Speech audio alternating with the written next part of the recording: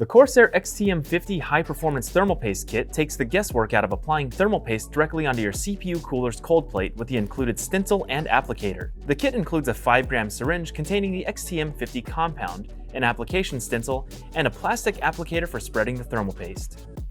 To begin, remove any old thermal paste with a lint-free wipe and alcohol from the cold plate of your cooler and integrated heat spreader or IHS of your CPU.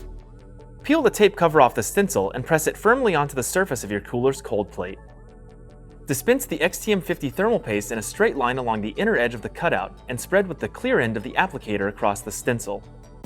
For the best cooling performance, it's important to have enough thermal paste applied, but not an excessive portion. And applying it with the included stencil ensures you won't have a goopy mess around your CPU to clean up. And it's as simple as that. CORSAIR XTM50 is a high-performance thermal paste kit that makes it easy to get consistent thermal paste applications. For more information about the kit, check out corsair.com. Thanks for watching!